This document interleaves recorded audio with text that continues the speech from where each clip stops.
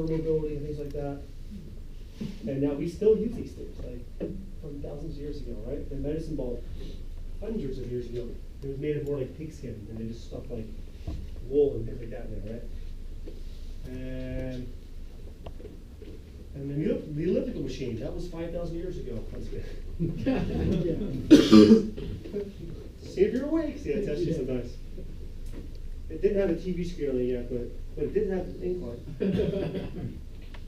So 1950s, right? We're going to be talking about Ghost Jim, as a matter of fact. So we have a guy named Jack LaLanne. Anybody hear of him? Did you say that? Any of the Young Bucks? I call them Young Bucks in Philly. Like he's like a Young Buck. I'm an old head. Jack LaLanne, the juicer. Remember the juicer? The blender that people now use today? He like kind of created a lot of things. He's known as the first personal trainer. I have a video to pull up actually. So Jack LaLanne, little guy, but built like this. He was the first kind of person to be what kind of looked like that. I mean, there's people that look like that, but he like, you look at him like, geez, this guy's like smallest waist and these big wide lats. He was small, but he has all these records from over the years, like push-up records and pulling tugboats. First, he like pulled a tugboat, and they were like, "Can you pull two?" Sure. Underwater. Can you do it handcuffed? Sure. With his ankles handcuffed. And what about your hands? Sure. It had a thing on, like to breathe, but he did it like a fish. And he pulled a couple of them. And then Arnold Schwarzenegger one day at Venice was, I think it's the beach one. There's a beach one, there's like another one, right? Muscle Beach. Yeah, so the Muscle Beach one, like he heard about Jack LaLanne, and Arnold's kind of younger, and he's like 6'2", Arnold's about 6'2", 240 at the time, real lean. But he's challenging a guy that's 5'6" or whatever, 5'5" to do a push-up, and he thinks it happened. You know? He's like, his arms are too long. This guy's just doing hundreds of them. And he went down and challenged him. Jack LaLanne smoked Arnold. And he's like, that guy is super fit, you know? So I'll show you a video.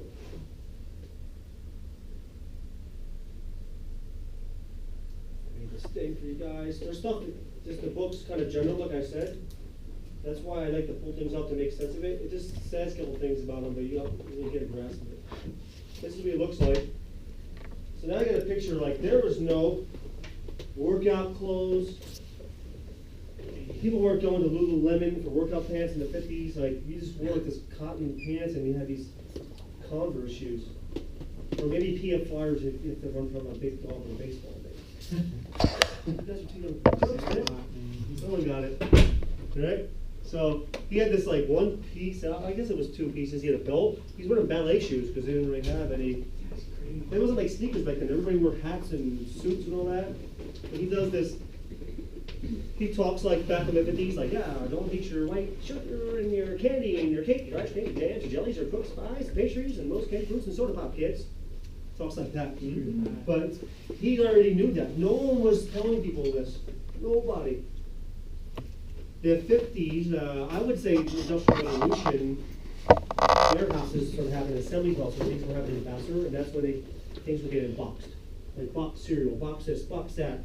No one had that stuff sitting in their cabinets. It was just like, you went out to eat. You had breakfast, the mom would typically make the food and then send the kids off to school and they would eat in the cafeteria. Husband comes home from work and makes dinner.